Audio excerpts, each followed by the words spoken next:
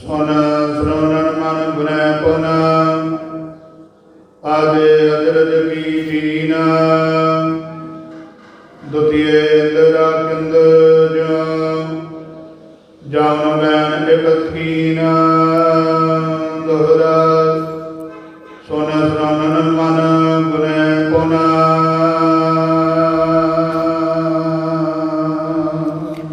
ਵਾਹਿਗੁਰੂ ਜੀ ਕਾ ਖਾਲਸਾ ਵਾਹਿਗੁਰੂ ਜੀ ਕੀ ਫਤਿਹ। ਸਨਮਾਨਯੋਗ ਸਤਿਗੁਰਾਂ ਦੀ ਸਾਜੀ ਨਵਾਜੀ ਗੁਰੂ ਪਿਆਰੀ ਗੁਰੂ ਸਵਾਰੀ ਸਾਧ ਸੰਗਤ ਜੀ, ਸਤਿਗੁਰੂ ਜੀ ਦੀ ਕਿਰਪਾ ਮਿਹਰ ਦਾ ਸਦਕਾ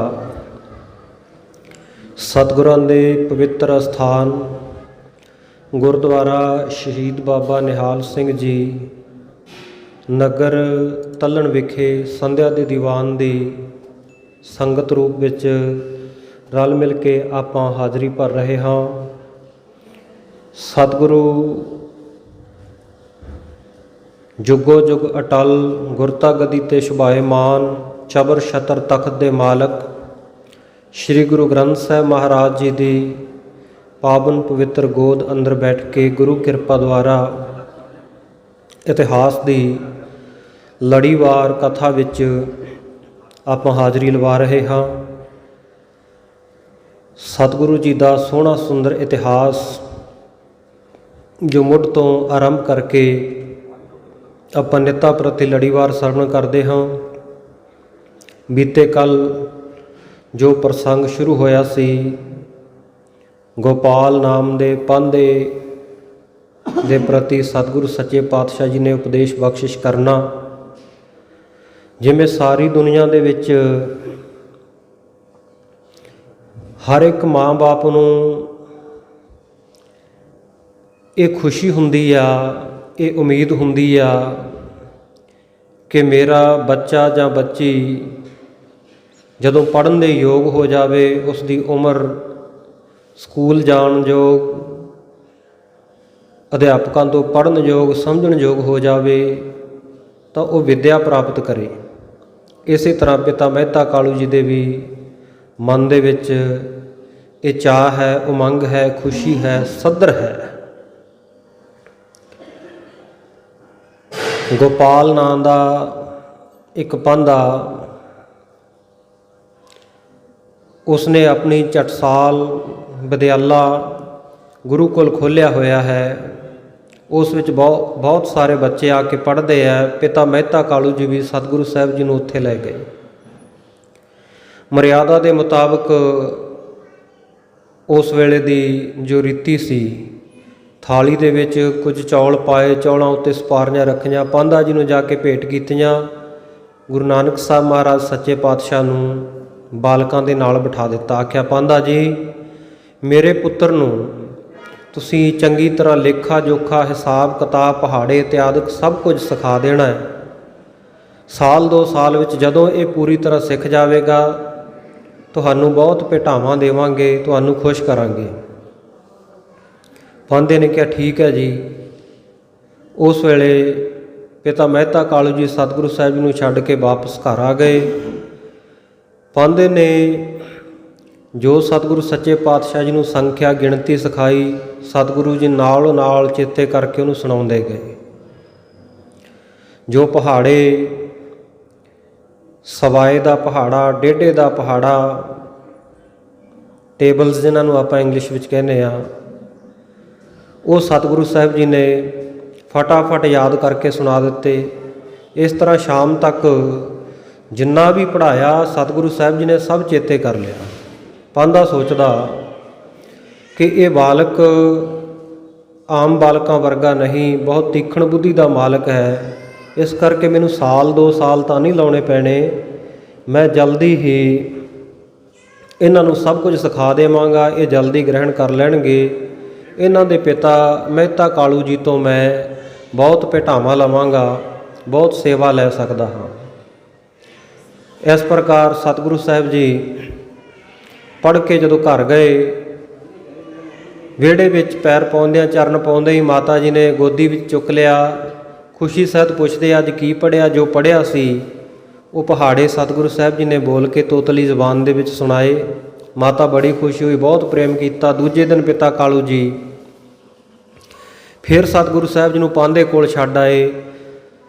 ਪਾਂਧੇ ਨੇ ਅੱਜ ਵੱਖਰੇ ਬਿਠਾ ਕੇ, ਅਲੱਗ ਬਿਠਾ ਕੇ ਬਾਕੀ ਬੱਚਿਆਂ ਦੇ ਨਾਲੋਂ ਕਿ ਤੀਖਣ ਬੁੱਧੀ ਦੇ ਮਾਲਕ ਇਹਨਾਂ ਨੂੰ ਜਲਦੀ ਜਲਦੀ ਪੜ੍ਹਾ ਦੇਵਾਂ, ਪੜ੍ਹਾਉਣਾ ਸ਼ੁਰੂ ਕੀਤਾ। ਅੱਜ ਲੇਖਾ ਪੜ੍ਹਾਉਣ ਲੱਗਿਆ, ਹਿਸਾਬ ਕਿਤਾਬ ਪੜ੍ਹਾਉਣ ਲੱਗਿਆ, ਕਿਉਂਕਿ ਪਿਤਾ ਨੇ ਆਖਿਆ ਸੀ ਕਿ ਲੇਖਾ ਹਿਸਾਬ ਕਿਤਾਬ ਚੰਗੀ ਤਰ੍ਹਾਂ ਸਿਖਾਉਣਾ ਹੈ ਤਾਂ ਜੋ ਇਹ ਮੇਰੇ ਵਾਲੀ ਨੌਕਰੀ, ਪਟਵਾਰੀ ਵਾਲੀ ਨੌਕਰੀ ਚੰਗੇ ਤਰੀਕੇ ਨਾਲ ਕਰ ਸਕਣ, ਨਿਪੁੰਨ ਹੋ ਜਾਣ ਹਿਸਾਬ ਕਿਤਾਬ ਵਿੱਚ। ਜਦੋਂ ਸਤਿਗੁਰੂ ਸਾਹਿਬ ਜੀ ਨੂੰ ਪੜ੍ਹਾ ਕੇ ਪਾਂਧਾ ਪਿੱਛੇ ਬੋਲਣ ਲਈ ਕਹਿੰਦਾ, ਸਤਿਗੁਰੂ ਜੀ ਚੁੱਪ ਰਹੇ, ਬੋਲੇ ਨਾ। ਪਾਂਧਾ ਫੇਰ ਕਹਿੰਦਾ ਕਿ ਜੋ ਮੈਂ ਪੜ੍ਹਾ ਰਿਹਾ ਬਾਕੀ ਬਾਲਕ ਵੀ ਪੜ੍ਹਦੇ ਆ, ਤੁਸੀਂ ਵੀ ਪਿੱਛੇ ਪਿੱਛੇ ਬੋਲੋ। ਸਤਿਗੁਰੂ ਸਾਹਿਬ ਫੇਰ ਚੁੱਪ ਰਹੇ। ਤੀਜੀ ਦਫਾ ਪਾਂਧਾ ਗੁੱਸੇ ਵਿੱਚ ਆ ਗਿਆ, ਕਹਿੰਦਾ ਮੈਂ ਪੜ੍ਹਾ ਰਿਹਾ, ਬਾਕੀ ਦੇ ਬੱਚਿਆਂ ਨੇ ਪੜ੍ਹ ਲਿਆ, ਜਿਵੇਂ ਉਹ ਪੜ੍ਹਦੇ ਆ ਤੂੰ ਵੀ ਪੜ੍ਹ, ਜੇ ਨਹੀਂ ਪੜ੍ਹੇਗਾ ਤੇ ਮੇਰੇ ਤੋਂ ਸੋਟੀਆਂ ਖਾਵੇਂਗਾ।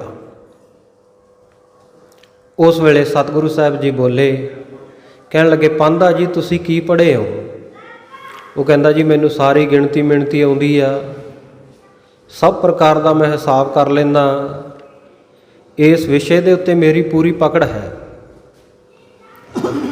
ਸਤਿਗੁਰੂ ਸਾਹਿਬ ਜੀ ਕਹਿੰਦੇ ਇੱਥੇ ਦੇ ਹਿਸਾਬ ਕਿਤਾਬ ਤਾਂ ਕਰ ਲੈਣਾ, ਇੱਥੋਂ ਦਾ ਲੇਖਾ ਜੋਖਾ ਤਾਂ ਕਰ ਲੈਣਾ, ਪਰ ਜਿਹੜੇ ਸਿਆਣੇ ਪੁਰਖ ਰੱਬ ਦੇ ਨਾਲ ਜੁੜੀਆਂ ਹੋਈਆਂ, ਨਾਮ ਜਪ ਕੇ ਜਿਹੜੀਆਂ ਰੂਹਾਂ ਪਵਿੱਤਰ ਹੋਈਆਂ, ਪਰਮਾਤਮਾ ਦੇ ਦਰਗਾਹ ਦੇ ਵਿੱਚ ਜਿਹੜਾ ਲੇਖਾ ਉਹ ਨਿਬੇੜ ਕੇ ਜਾਂਦੀਆਂ, ਕੀ ਉਹ ਲੇਖਾ ਵੀ ਪੜ੍ਹਿਆ?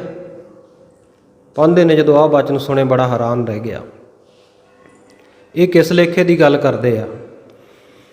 ਤਾਂ ਸਤਿਗੁਰੂ ਸਾਹਿਬ ਸੱਚੇ ਪਾਤਸ਼ਾਹ ਜੀ ਨੇ ਫਿਰ ਸ੍ਰੀ ਰਾਗ ਦੇ ਵਿੱਚ ਸ਼ਬਦ ਉਚਾਰਨ ਕੀਤਾ। ਸ੍ਰੀ ਰਾਗ ਮਹੱਲ ਪਹਿਲਾ, ਇੱਥੇ ਮਹੱਲ ਪਾਠ ਹੀ ਹੈ, ਲੱਲੇ ਨੂੰ ਕੰਨਾ ਨਹੀਂ, ਮਹੱਲਾ ਨਹੀਂ, ਅਰਥ ਉਹੀ ਬਣਦਾ ਪਾਤਸ਼ਾਹੀ। ਗੁਰੂ ਸਾਹਿਬ ਦਾ ਪਹਿਲਾ ਸਰੂਪ। ਜਾਲ ਮੋਹ ਘਸ ਮਸ ਕਰ, ਮਤ ਕਾਗਦ ਕਰ ਸਾਰ, ਭਾਉ ਕਰਮ ਕਰ ਚਿੱਤ ਲੇਖਾਰੀ, ਗੁਰ ਪੁੱਛ ਲਿਖ ਵਿਚਾਰ, ਲਿਖ ਨਾਮ ਸਾਲਾਹ ਲਿਖ, ਲਿਖ ਅੰਤ ਨਾ ਪਾਰਾਵਾਰ, ਬਾਬਾ ਇਹ ਲੇਖਾ ਲਿਖ ਜਾਣ, ਜਿੱਥੈ ਲੇਖਾ ਮੰਗੀਐ ਤਿੱਥੈ ਹੋਏ ਸੱਚਾ ਨਿਸ਼ਾਨ। ਸਤਿਗੁਰੂ ਸਾਹਿਬ ਜੀ ਕਹਿੰਦੇ ਜਿਹੜਾ ਮੋਹ ਹੈ ਪਦਾਰਥਾਂ ਦਾ, ਸੰਸਾਰ ਦਾ, ਪਰਿਵਾਰ ਦਾ, ਘਰ-ਬਾਰ ਦਾ, ਇਹਨੂੰ ਜਾਲ ਕੇ, ਜਲਾ ਕੇ, ਸਾੜ ਕੇ, ਦਗਧ ਕਰਕੇ ਮੋਹ ਨੂੰ ਚੰਗੀ ਤਰ੍ਹਾਂ ਘਸਾਉਣਾ ਕਰੋ। ਫਿਰ ਇਹਨੂੰ ਘਸਾ ਕੇ ਇਹਦੀ ਮਸ ਕਰ, ਸ਼ਾਹੀ ਬਣਾ ਲੈ। ਕਹਿੰਦੇ ਤੂੰ ਤਾਂ ਹਿਸਾਬ ਕਿਤਾਬ ਲੇਖਾ ਕਾਗਜ਼ ਲੈ ਕੇ, ਸਿਆਹੀ ਬਣਾ ਕੇ, ਕਲਮ ਘੜ ਕੇ ਉਹਦੇ ਨਾਲ ਲਿਖਦਾ ਹੈ, ਉਹਦੇ ਨਾਲ ਕਰਦਾ ਨਾ, ਪਰ ਜਿਹੜਾ ਪਰਮਾਤਮਾ ਦੀ ਦਰਗਾਹ ਵਿੱਚ ਲੇਖਾ ਹੋਣਾ, ਹਿਸਾਬ ਕਿਤਾਬ ਹੋਣਾ ਹੈ, ਉਹਦੇ ਵਾਸਤੇ ਕਹਿੰਦੇ ਇਉਂ ਤਿਆਰੀ ਕਰਨੀ ਪੈਂਦੀ ਆ। ਪੁਰਾਣੇ ਸਮਿਆਂ ਵਿੱਚ ਸਾਧ ਸੰਗਤ ਜੀ ਆਹ ਲਾਈਟਾਂ ਨਹੀਂ ਹੁੰਦੀਆਂ ਸੀ, ਬਿਜਲੀ ਦਾ ਕੋਈ ਪ੍ਰਬੰਧ ਨਹੀਂ ਸੀ, ਲੋਕ ਘਰਾਂ ਵਿੱਚ ਦੀਵੇ ਬਾਲਦੇ। ਉਹ ਦੀਵੇ ਦੇ ਉੱਤੇ, ਚੱਲਦੇ ਹੋਏ ਦੀਵੇ ਦੇ ਉੱਤੇ ਨਾ ਇੱਕ ਠੂਠੀ ਜੀ ਮੂਧੀ ਮਾਰ ਦੇਣੀ, ਜਿਸ ਦੇ ਨਾਲ ਦੀਵੇ ਦੀ ਲਾਟ ਦੀ ਜਿਹੜੀ ਕਾਲਖ ਹੈ ਉਹ ਠੂਠੀ ਵਿੱਚ ਜੰਮ ਜਾਣੀ। ਉਹ ਠੂਠੀ ਦੇ ਵਿੱਚ ਫਿਰ ਸਾਰੀ ਉਹ ਕਾਲਖ ਨੂੰ ਉਤਾਰ ਕੇ, ਲਾ ਕੇ, ਉਹਦੇ ਵਿੱਚ ਗੂੰਦ ਵਗੈਰਾ ਕੁੱਟ ਕੇ ਪਾ ਕੇ ਤੇ ਉਹਦੀ ਸ਼ਾਹੀ ਕਰਿਆ ਕਰਦੇ। ਸੌਖਾ ਤਰੀਕਾ ਸੀ, ਸ਼ਾਹੀ ਇਉਂ ਬਣਦੀ ਹੁੰਦੀ ਸੀ। ਫਿਰ ਕਾਨੇ ਦੀ ਕਲਮ ਘੜ ਕੇ ਉਹਦੇ ਨਾਲ ਲਿਖਣਾ। ਅੱਜ ਵਾਂਗਾ ਬਾਲ ਪੈਨ ਵਗੈਰਾ ਨਹੀਂ ਹੁੰਦੇ ਸੀ। ਅੱਜ ਤਾਂ ਪਤਾ ਨਹੀਂ ਕਿੰਨੇ ਕੁ ਤਰ੍ਹਾਂ ਦੇ ਪੈਨ ਮਾਰਕੀਟ ਦੇ ਵਿੱਚ ਮਿਲਦੇ ਆ, ਔਰ ਟੀਵੀ ਅਖਬਾਰਾਂ ਵਿੱਚ ਵਿਗਿਆਪਨ ਦੇ ਦੇ ਕੇ, ਸੀਰੀਅਲ ਦਿਖਾ ਦਿਖਾ ਕੇ ਬੱਚਿਆਂ ਨੂੰ ਉਹਨਾਂ ਵਿੱਚ ਇਹੋ ਜਿਹੀਆਂ ਚੀਜ਼ਾਂ ਦੀ ਐਡਵਰਟਾਈਜ਼ਮੈਂਟ, ਮਸ਼ਹੂਰੀ ਕੀਤੀ ਜਾਂਦੀ ਆ, ਵਿਗਿਆਪਨ ਦਿੱਤੇ ਜਾਂਦੇ ਆ। ਸਾਡੇ ਬੱਚੇ ਵੀ ਫਿਰ ਉੱਦਾਂ ਦੀਆਂ ਚੀਜ਼ਾਂ ਘਰਾਂ ਵਿੱਚ ਬੈਠੇ ਮੰਗਦੇ ਆ। ਪਿੱਛੇ ਜੇ ਇੱਕ ਪਹਿਲਾਂ ਚੱਲਦਾ ਹੁੰਦਾ ਸੀ ਸ਼ਾਕਾ ਲਾਕਾ ਬੂਮ ਬੂਮ ਵਾਲੀ ਪੈਨਸਲ, ਉਹ ਬਹੁਤ ਮੰਗਦੇ ਹੁੰਦੇ ਸੀ ਬੱਚੇ ਉਹ ਦੇਖ ਕੇ। ਸੋ ਇਸੇ ਤਰ੍ਹਾਂ ਜਿੱਦਾਂ ਦੇ ਪ੍ਰੋਡਕਟ, ਜਿੱਦਾਂ ਦੀਆਂ ਚੀਜ਼ਾਂ, ਜਿੱਦਾਂ ਦੀਆਂ ਵਸਤੂਆਂ ਬੱਚੇ ਦੇਖਦੇ ਆ, ਉਹਨਾਂ ਦੀ ਮੰਗ ਕਰਦੇ ਆ। ਪਰ ਪੁਰਾਣੇ ਸਮਿਆਂ ਵਿੱਚ ਕਾਨੇ ਦੀ ਕਲਮ ਦੇ ਨਾਲ ਕੰਮ ਚੱਲ ਜਾਂਦਾ ਸੀ ਲਿਖਣ ਵਾਸਤੇ।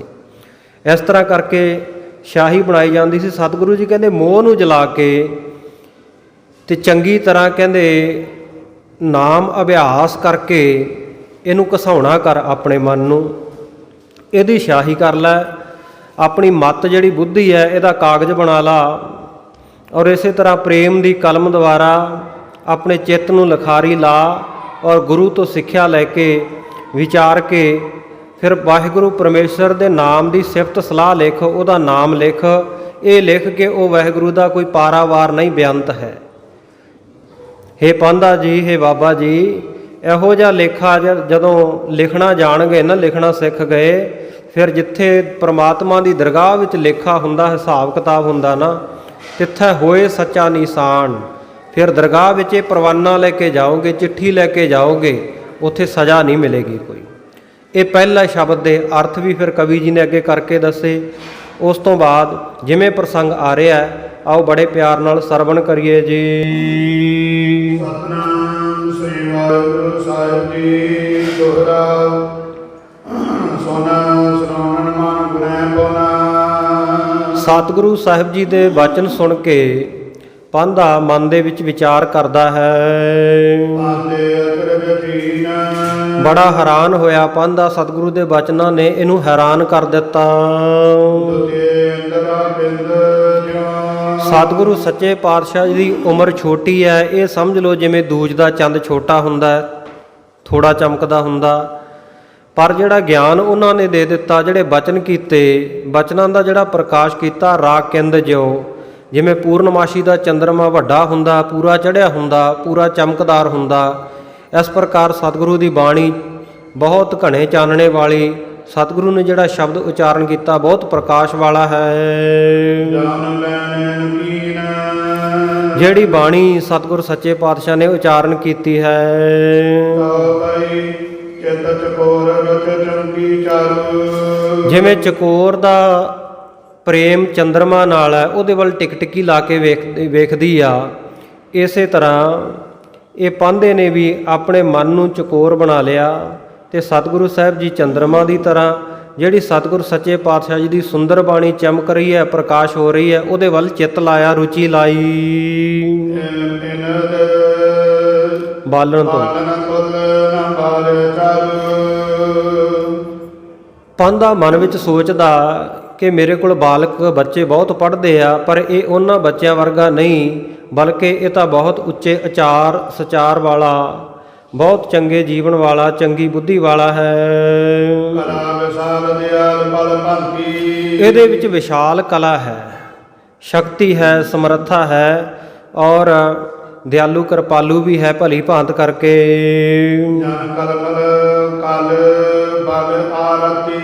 ਕਹਿੰਦਾ ਮੈਂ ਇਹਨਾਂ ਨੂੰ ਇਸ ਤਰ੍ਹਾਂ ਜਾਣਿਆ ਜਿਵੇਂ ਕਲਯੁਗ ਦੇ ਸਮੇਂ ਦੇ ਵਿੱਚ ਵੱਡੇ ਵੱਡੇ ਪਾਪਾਂ ਨੂੰ ਆਰਾਤੀ ਕਹੀਏ ਖਤਮ ਕਰਨ ਵਾਲੇ ਹਨ।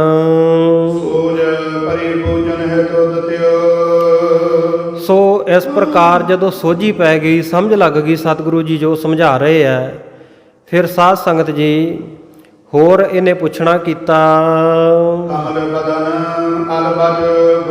ਆਪਣੇ ਕਮਲ ਵਰਗੇ ਮੁਖਾਰਬਿੰਦ ਤੋਂ ਪਾਂਧਾ ਜੀ ਸਤਿਗੁਰੂ ਜੀ ਨੂੰ ਬਚਨ ਪੁੱਛਦੇ ਹਨ। ਕਹਿਣ ਲੱਗੇ ਕਿ ਗੁਰੂ ਨਾਨਕ ਜੀ, ਜਿਹੜੇ ਲੋਕ ਰੱਬ ਦਾ ਭਜਨ ਕਰਦੇ ਆ, ਭਗਤੀ ਕਰਦੇ ਹਨ, ਔਰ ਭਜਨ ਜਲ ਮੀਨਾ, ਭਜਨ ਕਰਕੇ ਇਉਂ ਜਿਵੇਂ ਮੱਛੀ ਜਲ ਦੇ ਵਿੱਚ ਰਹਿੰਦੀ ਹੈ, ਜਲ ਤੋਂ ਬਿਨਾਂ ਉਹਦਾ ਜੀਵਨ ਨਹੀਂ ਹੈਗਾ ਨਾ, ਇਸੇ ਤਰ੍ਹਾਂ ਭਜਨ ਤੋਂ ਬਿਨਾਂ ਜਿਨ੍ਹਾਂ ਦਾ ਜੀਵਨ ਨਹੀਂ ਹੈ, ਜ਼ਿੰਦਗੀ ਦੇ ਵਿੱਚ ਭਜਨ ਸਿਮਰਨ ਹੈ ਜਿਨ੍ਹਾਂ ਦੇ।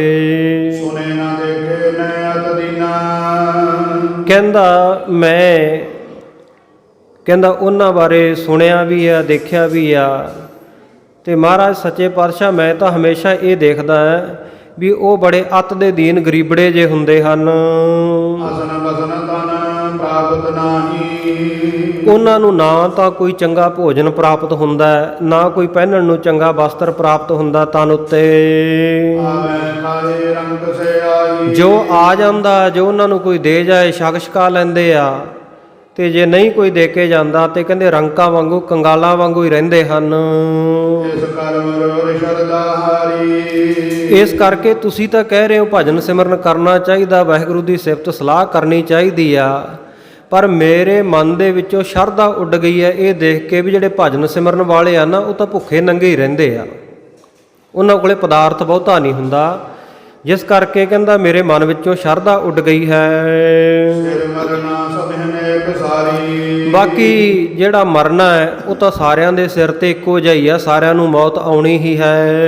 ਦੋਹਰਾ ਧਰਾ ਧੀਰ ਦਾ ਧਰਮ ਧੁਰ।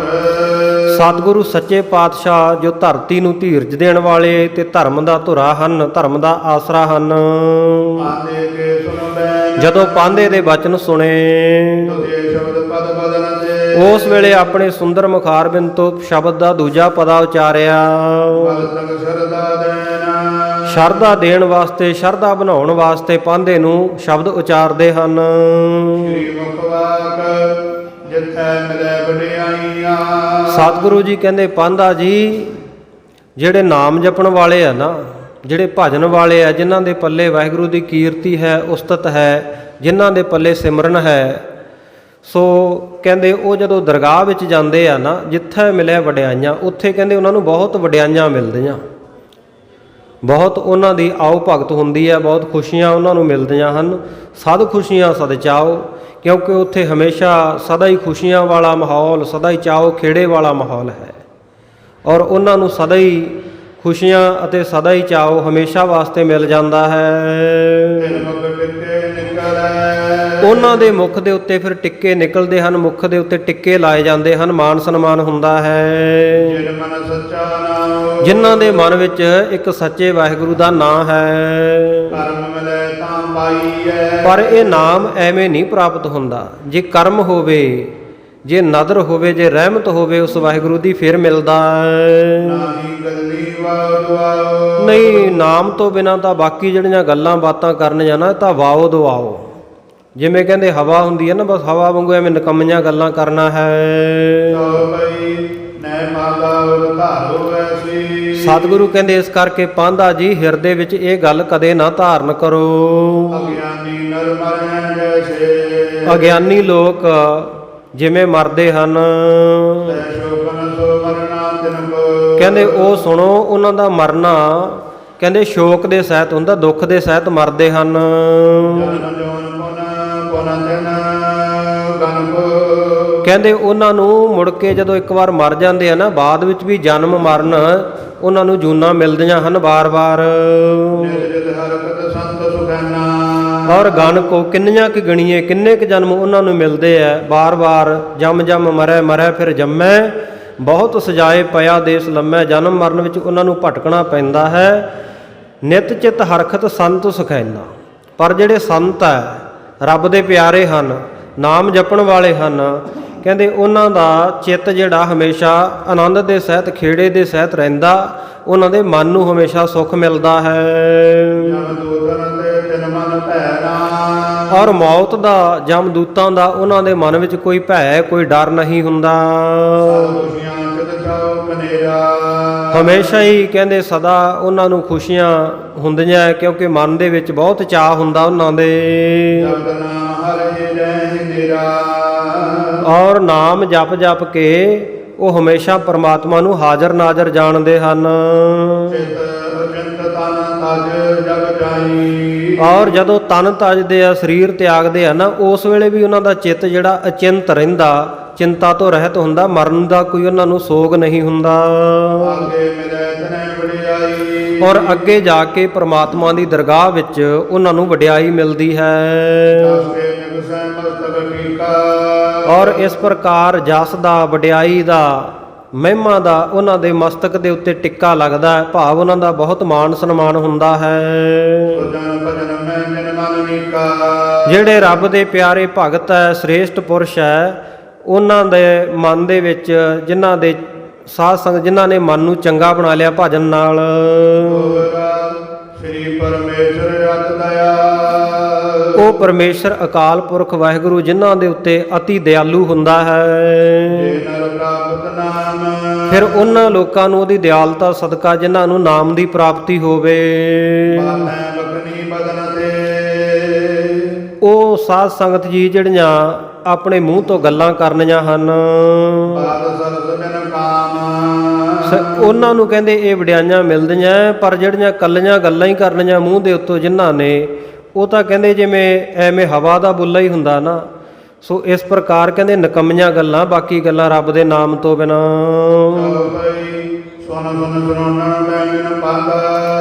ਜਦੋਂ ਪਾਧੇ ਨੇ ਇਹ ਸਾਰੇ ਬਚਨ ਸਤਿਗੁਰੂ ਜੀ ਦੇ ਆਪਣੇ ਕੰਨੀ ਸੁਣੇ, ਇਹਨੂੰ ਇਉਂ ਪ੍ਰਤੀਤ ਹੋਇਆ ਵੀ ਮੇਰਾ ਮਨ ਜਿਹੜਾ ਇਹ ਸੱਪ ਦੀ ਤਰ੍ਹਾਂ ਹੈ, ਔਰ ਸਤਿਗੁਰੂ ਜੀ ਦੇ ਬਚਨ ਜਿਹੜੇ ਇਹ ਮੰਤਰਾਂ ਦੀ ਤਰ੍ਹਾਂ ਮੇਰੇ ਮਨ ਨੂੰ, ਜਿਵੇਂ ਸੱਪ ਨੂੰ ਮੰਤਰਾਂ ਨਾਲ ਬੰਨ੍ਹ ਲੈਂਦੇ ਆ ਨਾ ਗਾਰੂੜੀ ਮੰਤਰ ਉਚਾਰਨ ਵਾਲੇ, ਇਵੇਂ ਇਹਨਾਂ ਨੇ ਮੇਰੇ ਮਨ ਰੂਪੀ ਸੱਪ ਨੂੰ ਬੰਨ੍ਹ ਲਿਆ ਹੈ।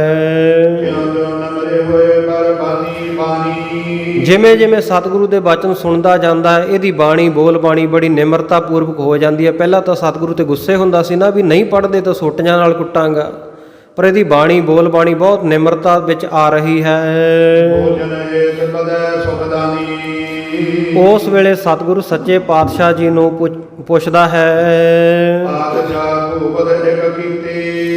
ਕਹਿਣ ਲੱਗਾ ਜੀ ਇੱਕ ਗੱਲ ਹੋਰ ਦੱਸੋ ਵੀ ਪਰਮੇਸ਼ਰ ਨੇ, ਵਾਹਿਗੁਰੂ ਨੇ ਇਕਨਾਂ ਨੂੰ ਤਾਂ ਪਾਤਸ਼ਾਹ ਚੱਕਰਵਰਤੀ ਰਾਜੇ ਭੂਮੀਪਤੀ ਬਣਾ ਦਿੱਤਾ ਹੈ, ਔਰ ਮੈਂ ਦੇਖਿਆ ਵੀ ਉਹਨਾਂ ਲੋਕਾਂ ਦੇ ਮਨ ਵਿੱਚ ਬਹੁਤੇ ਕਰਕੇ ਬਹੁਤਿਆਂ ਦੇ ਪਰਮਾਤਮਾ ਦੀ ਕੋਈ ਪ੍ਰੀਤੀ ਪ੍ਰੇਮ ਨਹੀਂ ਹੁੰਦਾ, ਔਰ ਸੰਸਾਰ ਦੇ ਵਿੱਚ ਉਹ ਬੜੇ ਮੌਜ ਮੇਲੇ ਲੁੱਟਦੇ ਹਨ, ਕਦੇ ਵੀ ਵਾਹਿਗੁਰੂ ਦੇ ਨਾਮ ਦਾ ਪ੍ਰਵਾਸਾ ਨਹੀਂ ਮਨ ਵਿੱਚ ਕਰਦੇ, ਕਦੇ ਨਾਮ ਨਹੀਂ ਜਪਦੇ, ਔਰ ਦਿਨ ਰਾਤ ਉਹ ਲੋਕ ਜਿਹੜੇ ਹਨ ਇਹੋ ਜਿਹੇ ਐਸ਼ਾਂ ਦੇ ਵਿੱਚ, ਐਸ਼ਵਰਜ ਦੇ ਵਿੱਚ ਆਰਾਮ ਪ੍ਰਸਤ ਇੰਨੇ ਹੁੰਦੇ ਆ, ਇੰਨੇ ਸੁੱਖ ਭੋਗਦੇ ਆ, ਉਹ ਇੰਨੇ ਮੌਜ ਮੇਲੇ ਲੁੱਟਦੇ ਆ, ਜਿਵੇਂ ਕਹਿੰਦੇ ਕਮਲ ਦੇ ਫੁੱਲ ਦੇ ਉੱਤੇ ਭੌਰਾ ਬਹਿ ਕੇ ਮੌਜ ਲੁੱਟਦਾ ਹੈ, ਔਰ ਨਾ ਹੀ ਉਹ ਆਪਣੇ ਅੰਤ ਸਮੇਂ ਨੂੰ ਸਿਮਰਦੇ ਆ ਵੀ ਮੌਤ ਕਿਸ ਤਰ੍ਹਾਂ ਹੋਵੇਗੀ।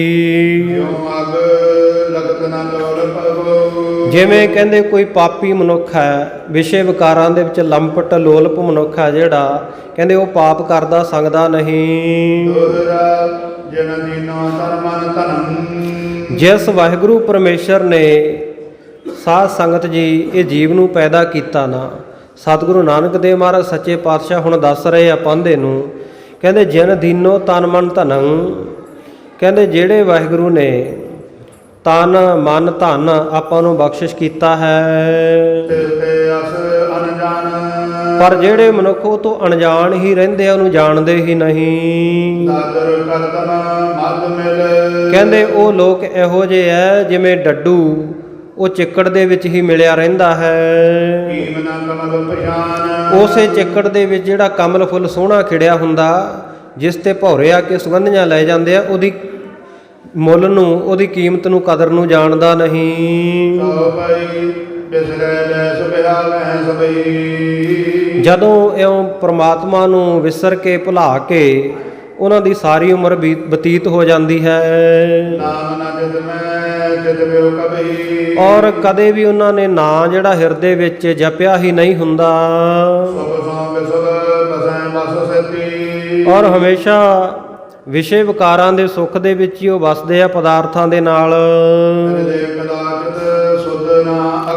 ਔਰ ਕਦੇ ਵੀ ਉਹਨਾਂ ਨੂੰ ਇਹ ਸੁੱਧ ਨਹੀਂ ਹੁੰਦੀ, ਕਦੇ ਖਬਰ ਨਹੀਂ ਹੁੰਦੀ, ਕਦੇ ਖਿਆਲ ਨਹੀਂ ਕਰਦੇ ਅਗੇਤੀ ਵੀ ਅੱਗੇ ਵੀ ਜਾਣਾ ਹੈ।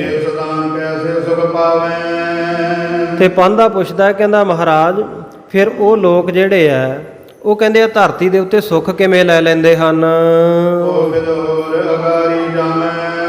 ਔਰ ਜਦੋਂ ਉਹ ਅੱਗੇ ਜਾਂਦੇ ਆ ਦਰਗਾਹ ਵਿੱਚ ਪਰਮਾਤਮਾ ਦੇ ਵਿੱਚ, ਉੱਥੇ ਰੱਬ ਦੇ ਦਰ ਦੇ ਉੱਤੇ ਉਹਨਾਂ ਦੀ ਕੈਸੀ ਗਤੀ ਕੈਸੀ ਦਸ਼ਾ ਹੁੰਦੀ ਹੈ। ਇਹ ਮਹਾਰਾਜ ਦੋਵੇਂ ਤਰ੍ਹਾਂ ਦੇ ਸ਼ੰਕੇ ਮੇਰੇ ਮਨ ਵਿੱਚ ਹੋ ਗਏ ਹਨ। ਹੇ ਦਇਆ ਦੇ ਖਜ਼ਾਨੇ ਗੁਰੂ ਨਾਨਕ, ਇਹਨਾਂ ਦਾ ਭਲੀ ਪ੍ਰਕਾਰ ਕਰਕੇ ਉੱਤਰ ਦਿਓ ਮੈਨੂੰ। ਐਸੇ ਉਹਦੀ ਬੇਨਤੀ ਸੁਣ ਕੇ ਸਤਿਗੁਰੂ ਨਾਨਕ ਦੇਵ ਮਹਾਰਾਜ, ਜਿਨ੍ਹਾਂ ਦੇ ਕਮਲ ਦੇ ਪੱਤਿਆਂ ਵਰਗੇ ਚੌੜੇ ਨੇਤਰ ਹਨ, ਉਤਰੇ ਬਚਨ ਰੁਚਰ ਦੁਖ ਮੋਚਨ।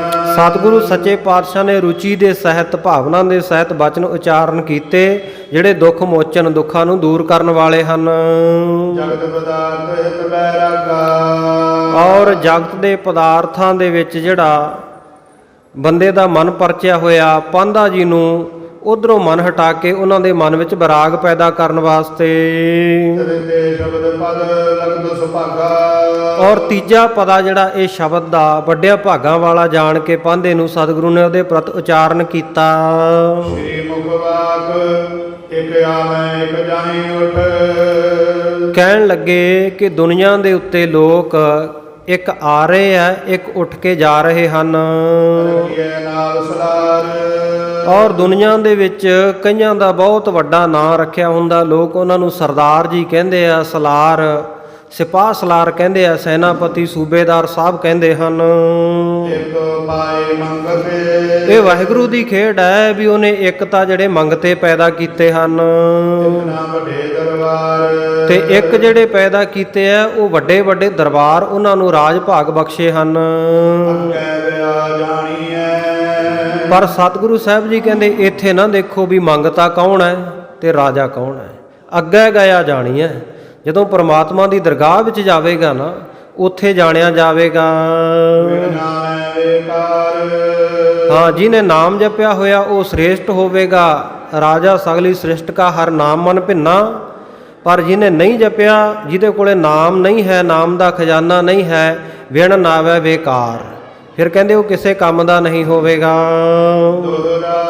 ਤਬ ਕੀਏ ਜਿਨੈ ਸੁਭਾਸ਼ਨਾ। ਜਿਨ੍ਹਾਂ ਲੋਕਾਂ ਨੇ ਤਪੱਸਿਆ ਕੀਤੀ, ਪਰ ਵਾਸ਼ਨਾ ਦੇ ਸਹਿਤ ਕੀਤੀ, ਭਗਤੀ ਕੀਤੀ, ਪਰ ਮਨ ਦੇ ਵਿੱਚ ਕੋਈ ਇੱਛਾ ਰੱਖੀ, ਜਨਮਾਨੰਦ ਤਬ ਸੋਏ। ਉਹ ਲੋਕ ਵੀ ਅਨੇਕਾਂ ਜਨਮ ਧਾਰਦੇ ਹਨ।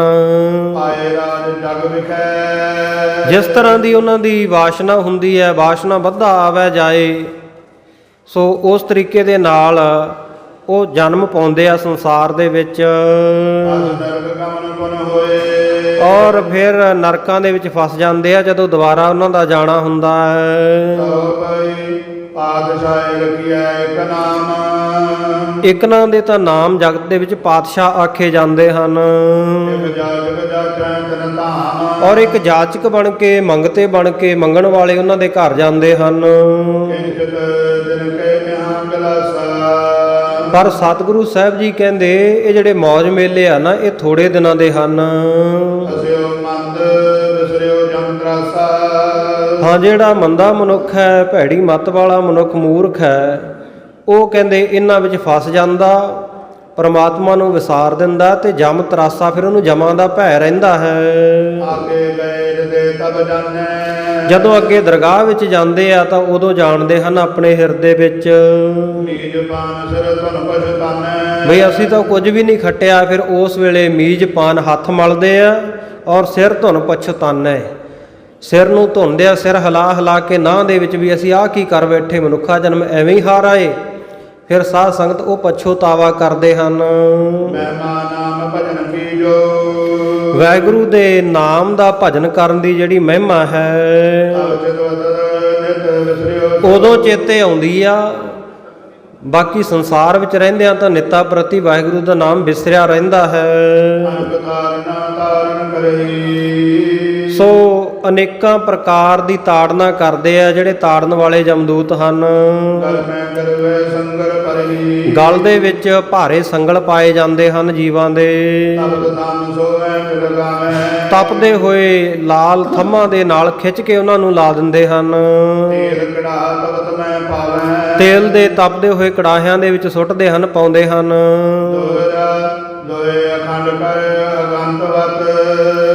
ਸੋ ਇਸ ਪ੍ਰਕਾਰ ਲੋਹੇ ਦੇ ਖੰਡ ਕਈਏ ਟੁਕੜੇ ਟੁਕੜੇ ਕਰਕੇ, ਅਗਨਵਤ ਕਰਕੇ, ਉਹਨਾਂ ਨੂੰ ਅਗਨੀ ਵਰਗੇ ਲਾਲ ਕਰਕੇ, ਜਿਹੜੇ ਪਾਪੀ ਮਨੁੱਖ ਆ ਨਾ, ਉਹਨਾਂ ਦੀ ਮਾਰ ਕੁਟਾਈ ਕਰਕੇ ਉਹਨਾਂ ਦੇ ਮੂੰਹ ਵਿੱਚ ਜਿਹੜਾ ਬਲਦਾ ਲੋਹਾ ਪਾਉਂਦੇ ਹਨ ਤਾਰਨ ਦੁਖਤ ਪੁਕਾਰਹੀ। ਔਰ ਦੁਖੀ ਹੋਏ ਫਿਰ ਬੜੇ ਦੁੱਖਾਂ ਦੇ ਵਿੱਚ ਪੁਕਾਰਾਂ ਕਰਦੇ ਹਨ, ਕੋਈ ਨਾ ਸੁਣੈ ਪੁਕਾਰ। ਪਰ ਜੀਵ ਦੀ ਉਸ ਵੇਲੇ ਕੋਈ ਪੁਕਾਰ ਨਹੀਂ ਸੁਣਦਾ। ਚਾਉ ਪਈ ਇਤਿ ਆਦਿਕ ਦੁਖ ਨਰਕ ਅਨੇਕਾਂ। ਸਤਿਗੁਰੂ ਜੀ ਕਹਿੰਦੇ ਪਾਂਧਾ ਜੀ ਇਸ ਤਰ੍ਹਾਂ ਦੇ ਨਰਕਾਂ ਦੇ ਅਨੇਕਾਂ ਦੁੱਖ ਹਨ। ਪਾਵੈ ਨਾਮਹੀਨ ਅਵਵੇਕਾ।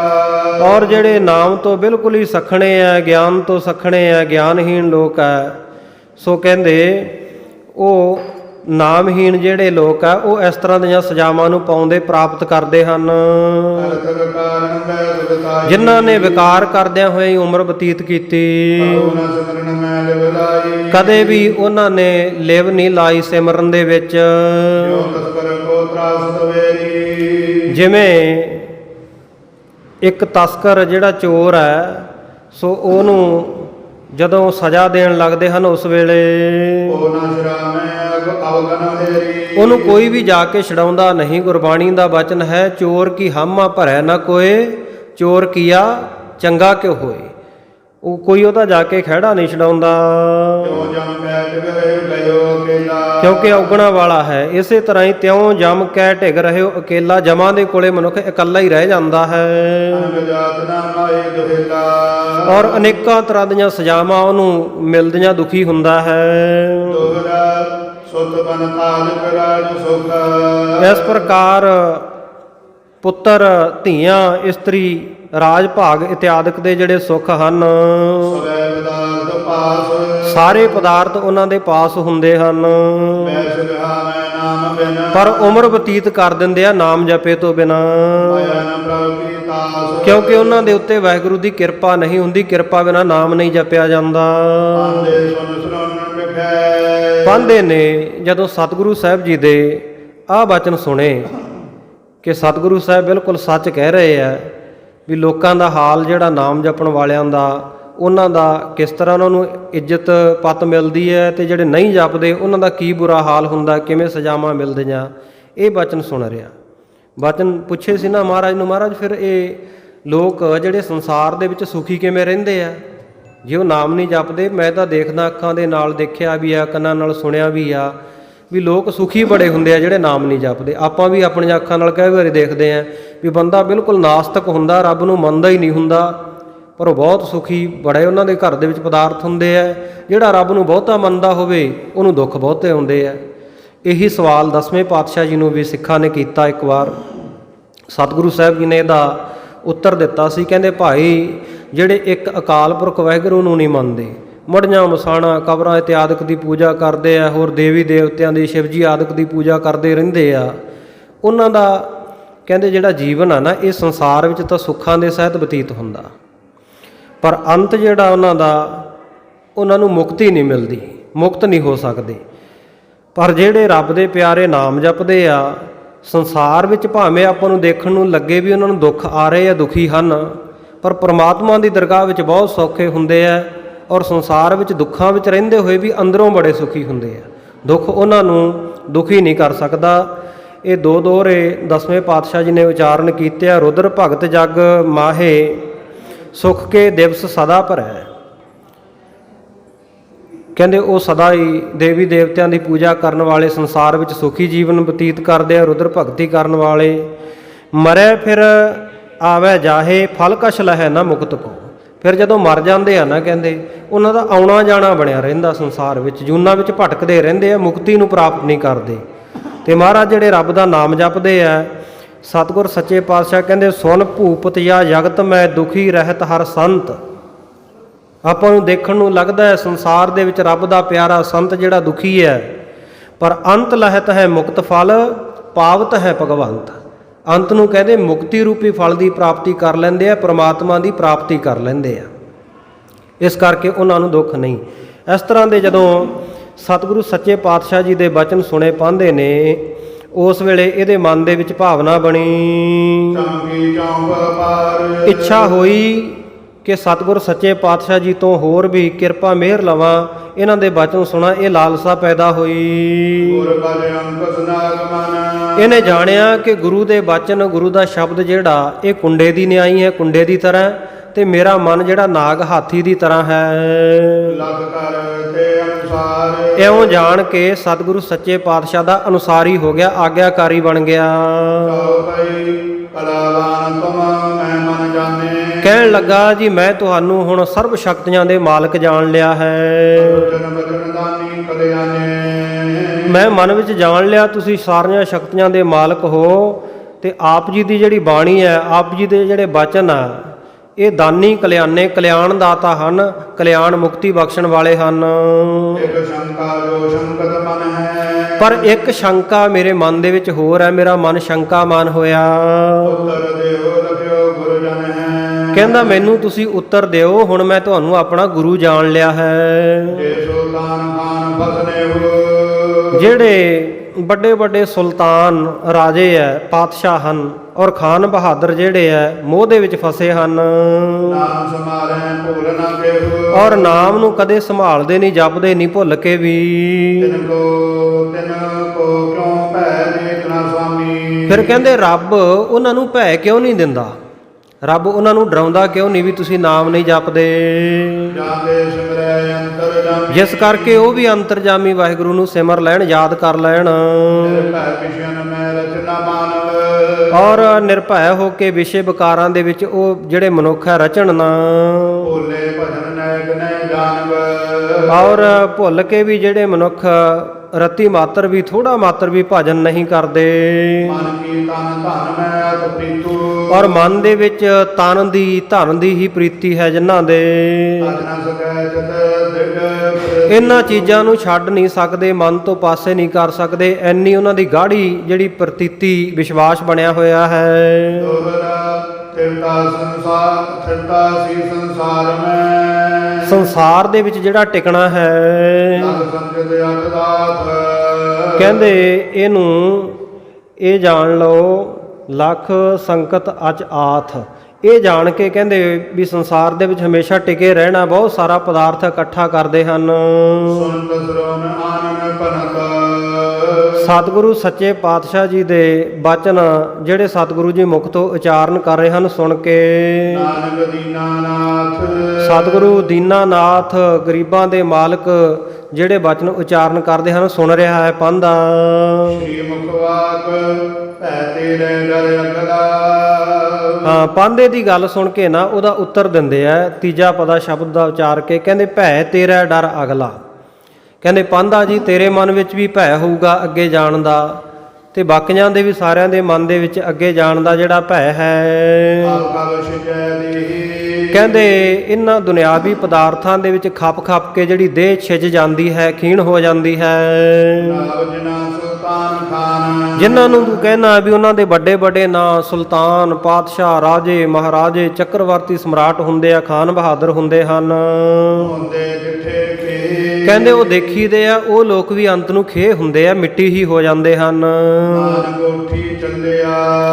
ਸਤਿਗੁਰ ਸੱਚੇ ਪਾਤਸ਼ਾਹ ਕਹਿੰਦੇ ਜਦੋਂ ਉੱਠ ਕੇ ਜਾਂਦੇ ਆ ਸੰਸਾਰ ਵਿੱਚੋਂ, ਸਭ ਕੂੜੇ ਟੁੱਟੇ ਨੀ। ਉਸ ਵੇਲੇ ਕਹਿੰਦੇ ਸਾਰੇ ਜਿੰਨੇ ਝੂਠੇ ਨੇਹ ਹੈ, ਝੂਠੇ ਮੋਹ ਹੈ, ਉਹ ਟੁੱਟ ਜਾਂਦੇ ਹਨ। ਸੋ ਭਈ ਨਿਸ ਬਾਸਰੇ ਸੁਸਲ ਸੁਪਰ ਡਰਾਇਓ। ਦਿਨ ਰਾਤ ਕਹਿੰਦੇ ਇਸ ਤਰੀਕੇ ਦੇ ਨਾਲ ਜਿਹੜਾ ਡਰ ਪੈਦਾ ਹੁੰਦਾ ਹੈ। ਮੰਦਮਤੀ ਪਾਪੈ ਸੋ ਭੁਲਾਇਓ। ਪਰ ਜਿਹੜੇ ਮੰਦਮਤੀ ਲੋਕ ਹੈ ਉਹਨਾਂ ਨੇ ਵਾਹਿਗੁਰੂ ਦੇ ਭਾਵਨਾ ਨੂੰ, ਭਰਮ ਨੂੰ ਭੁਲਾ ਰੱਖਿਆ ਹੈ। ਜਿਨ ਆਯੁਰ ਬੀਤਦ ਜਾਈ। ਹੌਲੀ ਹੌਲੀ ਜਿਹੜੀ ਉਮਰ ਬੀਤਦੀ ਜਾਂਦੀ ਹੈ, ਤਨ ਦੇ ਦਸ਼ਾ ਪਰਟਾਈ। ਔਰ ਦਿਨੋਂ ਦਿਨ ਦੇਹੀ ਜਿਹੜੀ ਇਹ ਦਸ਼ਾ ਪਲਟਾਉਂਦੀ ਜਾਂਦੀ ਹੈ। ਅੱਜ ਸਰੀਰ ਹੋਰ ਤਰ੍ਹਾਂ ਦਾ, ਕੱਲ ਨੂੰ ਹੋਰ ਤਰ੍ਹਾਂ ਦਾ, ਦਿਨੋਂ ਦਿਨ ਦੇਹੀ ਦਾ ਸਰੂਪ ਬਦਲਦਾ ਜਾਂਦਾ ਹੈ। ਜਨ ਮੈਂ ਖਪ ਕੋ ਕਰ ਨਹਾ। ਔਰ ਵਿਸ਼ਿਆਂ ਵਿਕਾਰਾਂ ਦੇ ਵਿੱਚ ਖੱਪ ਕੇ, ਖਚਿਤ ਹੋ ਕੇ ਤੇ ਬਹੁਤਾ ਪ੍ਰੇਮ ਕਰਕੇ, ਅੰਤਕਾਲ ਮੈਂ ਸੀਜਤ ਦੇਹਾ। ਤੇ ਜਦੋਂ ਅੰਤ ਕਾਲ ਮੌਤ ਦਾ ਸਮਾਂ ਆ ਜਾਂਦਾ, ਦੇਹੀ ਬਿਲਕੁਲ ਬੇਕਾਰ ਹੋ ਜਾਂਦੀ ਹੈ, ਛੀਜਤ ਬੜੀ ਕਮਜ਼ੋਰ ਹੋ ਜਾਂਦੀ ਹੈ। ਨਾਮ ਖਾਨ ਸੁਲਤਾਨ ਭਰੇ। ਜਿਨ੍ਹਾਂ ਦੇ ਨਾਂ ਖਾਨ ਬਹਾਦਰ ਸਾਹਿਬ, ਸੁਲਤਾਨ ਆਦਿਕ ਆਖੇ ਜਾਂਦੇ ਹਨ। ਦ੍ਰਿਟਾਵਤ ਹੈ ਮਿਲਤੇ ਦੇਹੀ। ਕਹਿੰਦੇ ਉਹ ਵੀ ਦਿਖਾਈ ਦਿੰਦੇ ਆ ਵੀ ਖੇਹ ਦੇ ਵਿੱਚ ਮਿਲਦੇ ਹਨ। ਦੁਬਾਰਾ ਅਰਥ ਕਰ ਰਹੇ ਹਨ ਕਵੀ ਜੀ। ਪੂਰੋ ਨਿਹੁੰਦੇ ਤਨ ਜੋ। ਔਰ ਜਿਹੜਾ ਧਨ ਆਦਿਕ ਦਾ ਨੇਹ ਹੈ, ਪ੍ਰੇਮ ਹੈ, ਇਹ ਕੂੜਾ ਝੂਠਾ ਹੈ। ਛੋੜ ਚਲਿਓ ਬਸ ਚਲਤ ਨਾ ਕੋ। ਸਭ ਕੁਝ ਮਨੁੱਖ ਛੱਡ ਕੇ ਇੱਥੇ ਚਲਿਆ ਜਾਂਦਾ ਕਿਸੇ ਦਾ ਕੋਈ ਵਸ ਨਹੀਂ ਚੱਲਦਾ। ਨਹਿ ਜਾਣੈ ਇਹ ਸੰਗ ਗਾਰੀ। ਔਰ ਪਰ ਮਨੁੱਖ ਜਾਣਦਾ ਨਹੀਂ ਵੀ ਇਹ ਨਾਲ ਜਾਣ ਵਾਲਾ ਹੈ, ਇਕੱਠਾ ਕਰਦਾ ਰਹਿੰਦਾ। ਨਹੀਂ ਜਾਵੇ ਸੰਗ ਅਗਾਰੀ, ਅੱਗੇ ਨਾਲ ਨਹੀਂ ਜਾਂਦਾ ਕੁਝ ਵੀ। ਨਿਜ ਬਾਜੀ ਹਾਰੀ। ਜਿਨ੍ਹਾਂ ਪਦਾਰਥਾਂ ਦੇ ਪ੍ਰੇਮ ਕਰਕੇ ਬਾਜੀ ਹਾਰ ਲਈ ਜੀਵਨ ਦੀ, ਕੁਝ ਵੀ ਨਾਲ ਨਹੀਂ ਗਿਆ। ਸਤਿਗੁਰੂ ਦੀ ਬਾਣੀ ਕਹਿੰਦੀ ਉੱਚੇ ਮੰਦਰ ਸੁੰਦਰ ਨਾਰੀ, RAM ਨਾਮ ਬਿਨ ਬਾਜੀ ਹਾਰੀ। ਦੋਹਰਾ ਗਿਆਨਹੀਨ ਅਗਿਆਨ ਮਹਿ। ਜਿਹੜਾ ਗਿਆਨ ਤੋਂ ਹੀਣਾ ਮਨੁੱਖ ਹੈ, ਅਗਿਆਨਤਾ ਦੇ ਵਿੱਚ, ਨਹਿ ਜਾਣੈ ਨਿਜ ਕਾਲ। ਉਹ ਜਾਣਦਾ ਨਹੀਂ ਆਪਣੀ ਮੌਤ ਬਾਰੇ। ਨੈਣਹੀਨ ਜਿਉ ਜਾਤ ਹੈ। ਜਿਵੇਂ ਨੈਣਹੀਨ ਕੋਈ ਅੰਨਾ ਮਨੁੱਖ ਜਾਂਦਾ ਹੋਵੇ, ਸਾਮਹਿ ਸਰਬ ਵਿਸਾਲ। ਸਾਹਮਣੇ ਭਾਵੇਂ ਵੱਡਾ ਸੱਪ ਹੋਵੇ ਉਹਦੇ ਵੱਲ ਹੀ ਤੁਰਿਆ ਜਾਂਦਾ, ਉਹਨੂੰ ਕਿਹੜਾ ਦਿਖਾਈ ਦਿੰਦਾ ਹੈ। ਕਰੁਣਾ ਕਰ ਸਤਿਗੁਰ ਜਿਸ ਭੇਟੇ। ਸੋ ਸਤਿਗੁਰੂ ਸੱਚੇ ਪਾਤਸ਼ਾਹ ਜਿਨ੍ਹਾਂ ਦੇ ਉੱਤੇ ਕਿਰਪਾ ਕਰਦੇ ਆ, ਉਹਨਾਂ ਨੂੰ ਸਤਿਗੁਰੂ ਦੇ ਦੀਦਾਰ ਹੁੰਦੇ ਹਨ। ਦੇਖੋ ਲਗੈ ਨ ਜਮ ਕੀ ਭੇਟੈ। ਉਹਨਾਂ ਨੂੰ ਫਿਰ ਜਮ ਦੀ ਕੋਈ ਫੇਟ ਨਹੀਂ ਲੱਗਦੀ। ਇੱਕ ਤਾਂ ਹੁੰਦੀ ਹੈ ਨਾ ਸਿੱਧੀ ਟੱਕਰ ਮਾਰਨੀ, ਚੋਟ ਮਾਰਨੀ। ਇੱਕ ਹੁੰਦੀ ਹੈ ਫੇਟ, ਜਿਹੜਾ ਸਾਈਡ ਤੋਂ, ਜਿਵੇਂ ਆਪਾਂ ਵੇਖਦੇ ਆ ਕੋਈ ਗੱਡੀ ਬੱਸ ਮੋਟਰ ਸੜਕ ਤੇ ਜਾਂਦੀ, ਉਹ ਸਾਈਡ ਤੋਂ ਜਦੋਂ ਪਾਸਾ ਜਾ ਮਾਰ ਕੇ ਜਾਂਦੀ ਹੈ ਨਾ, ਲਪੇਟ ਮਾਰਦੀ ਹੈ, ਜਾਂ ਉਹਨੂੰ ਫੇਟ ਕਹਿੰਦੇ ਆ। ਜਿਹੜੀ ਸਾਈਡ ਤੋਂ ਇੱਕ ਪਾਸੇ ਤੋਂ ਚੋਟ ਮਾਰਨੀ ਹੈ, ਇਉਂ ਕਹਿੰਦੇ ਜਾਮਾਂ ਦੀਆਂ। ਫਿਰ ਕਹਿੰਦੇ ਉਹਨਾਂ ਨੂੰ ਪਾਸੇ ਤੋਂ ਚੋਟਾਂ ਨਹੀਂ ਪੈਂਦੀਆਂ। ਉਪਦੇਸ਼ ਗਿਆਨ ਦੇ ਨੈਣਾ। ਸੋ ਇਸ ਪ੍ਰਕਾਰ ਉਪਦੇਸ਼ ਦੇ ਕੇ ਜਿਹੜਾ ਨੇਤਰਾਂ ਦੇ ਵਿੱਚ ਗਿਆਨ ਦੇ ਦੇਣਾ। ਸਰਬ ਕਾਲ ਕੋ ਕਬ ਤੇ ਭੈਣਾ। ਕਹਿੰਦੇ ਉਹਨਾਂ ਨੂੰ ਮੌਤ ਰੂਪੀ ਜਿਹੜਾ ਸੱਪ ਹੈ, ਕਾਲ ਰੂਪੀ ਸੱਪ ਆ, ਉਹਦਾ ਕਦੇ ਭੈ ਨਹੀਂ ਹੁੰਦਾ। ਲਾਗੀ ਨਾਮ ਵਿਖੈ ਲਿਵ ਮਨ ਕੀ। ਜਿਨ੍ਹਾਂ ਦੇ ਮਨ ਦੀ ਲਿਵ ਨਾਮ ਜਪਣ ਵਿੱਚ ਲੱਗੀ ਹੈ, ਦੇ ਪ੍ਰੀਤ ਤਰੀ ਤਨ ਤਨ। ਉਹਨਾਂ ਨੇ ਤਨ ਦੀ ਅਤੇ ਧਨ ਦੀ, ਨਾ ਉਹ ਸਰੀਰਾਂ ਨਾਲ ਜੁੜਿਆ ਨਾ ਪਦਾਰਥ ਨਾਲ ਜੁੜਿਆ, ਇਹ ਪ੍ਰੀਤੀ ਨੂੰ ਤਿਆਗਿਆ ਹੈ। ਪਰਮਾਰਥ ਮੈਂ ਦੇ ਲਗਾਈ। ਇਹਨੂੰ ਛੱਡ ਕੇ ਪਰਮਾਰਥ ਦੇ ਵਿੱਚ, ਪਰਮਾਤਮਾ ਦੇ ਨਾਮ ਵਿੱਚ, ਮੁਕਤੀ ਵਿੱਚ ਪ੍ਰੀਤੀ ਲਾਈ ਹੈ, ਆਪਣੀ ਨਜ਼ਰ ਲਾਈ ਹੋਈ ਹੈ। ਜਗ ਕਾਰਨ ਤੇ ਬਿਰਤ ਉਠਾਈ। ਸੰਸਾਰ ਦੇ ਕਾਰ ਵਿਹਾਰਾਂ ਤੋਂ ਉਹਨਾਂ ਨੇ ਆਪਣੀ ਬਿਰਤੀ ਉੱਚੀ ਉਠਾ ਲਈ, ਦੇਹਾ ਜਿਗ ਮਿਥਿਆ ਸਭ ਜਾਣੈ। ਜਿਸ ਕਰਕੇ ਉਹ ਦੇਹੀ ਆਦਿਕ ਪਦਾਰਥਾਂ ਨੂੰ, ਸਭ ਕਾਸੇ ਨੂੰ ਮਿਥਿਆ ਝੂਠਾ ਜਾਣਦੇ ਹਨ।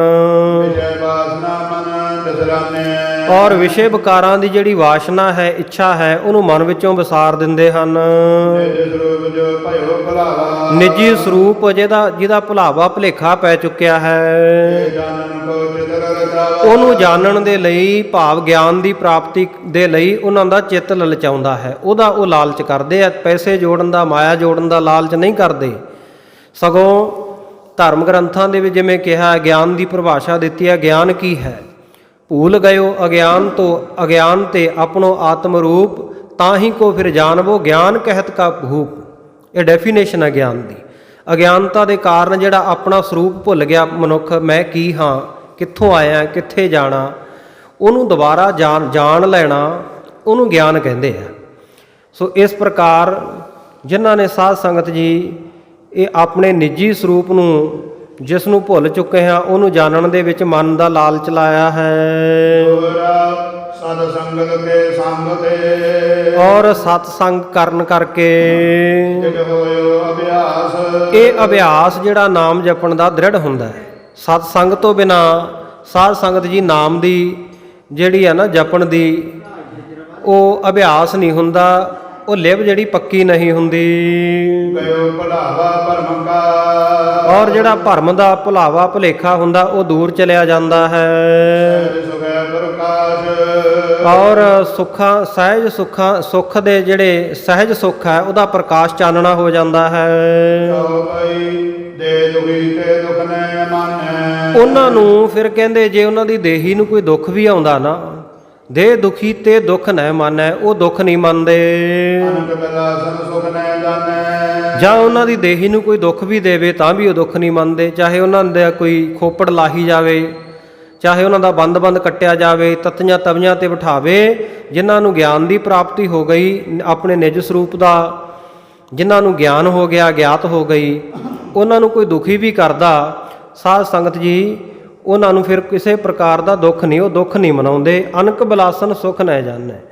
ਔਰ ਅਨੇਕਾਂ ਮੌਜ ਮੇਲਿਆਂ ਵਿੱਚ ਰਹਿੰਦੇ ਹੋਏ ਵੀ ਇਹਨੂੰ ਸੁੱਖ ਨਹੀਂ ਜਾਣਦੇ।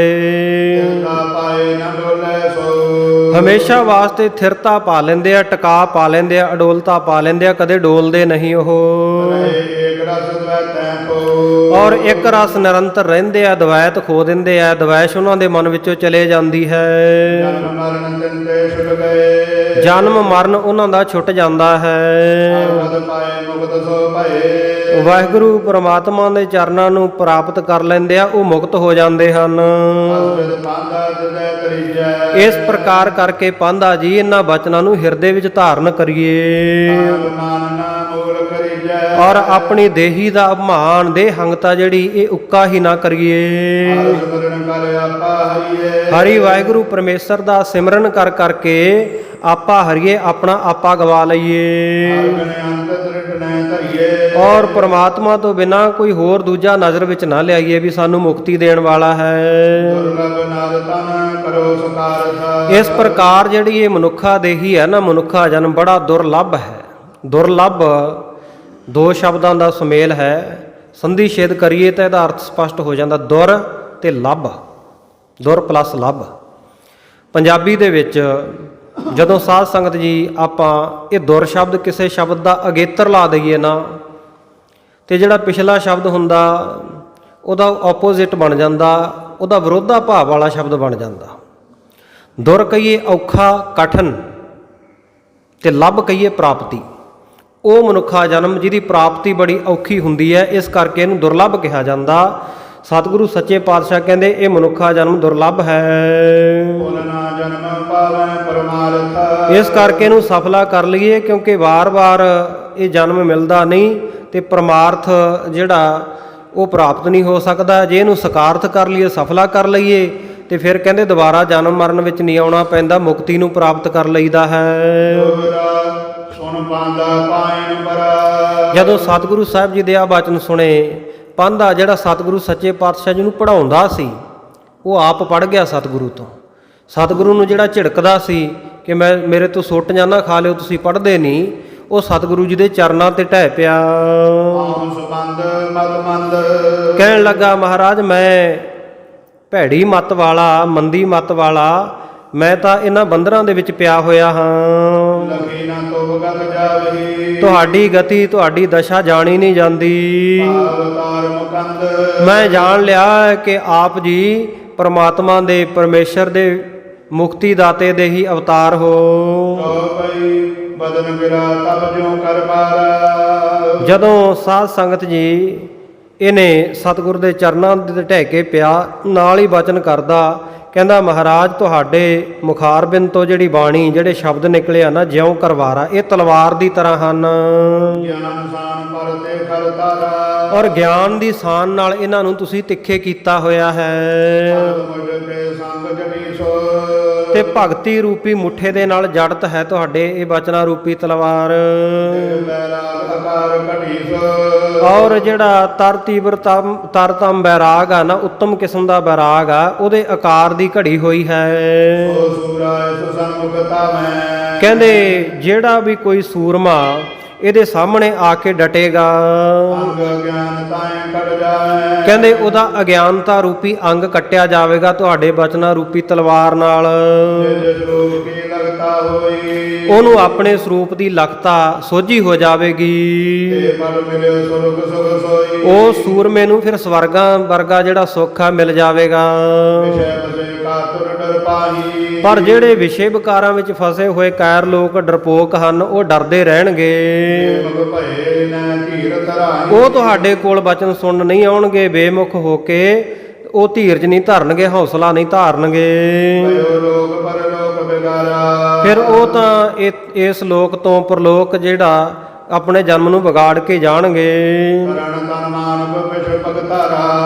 ਔਰ ਇਹ ਮਨੁੱਖਾ ਸਰੀਰ ਰੂਪੀ ਜਿਹੜਾ ਰਾਣਾ ਮੈਦਾਨੇ ਜੰਗ ਭਖਿਆ ਹੋਇਆ ਨਾ, ਇਹਦੇ ਵਿੱਚ ਉਹ ਪੈਰ ਪਿਛਾਂਹ ਨੂੰ ਪੱਟ ਲੈਣਗੇ, ਭਾਵ ਕਾਇਰ ਹੋ ਜਾਣਗੇ।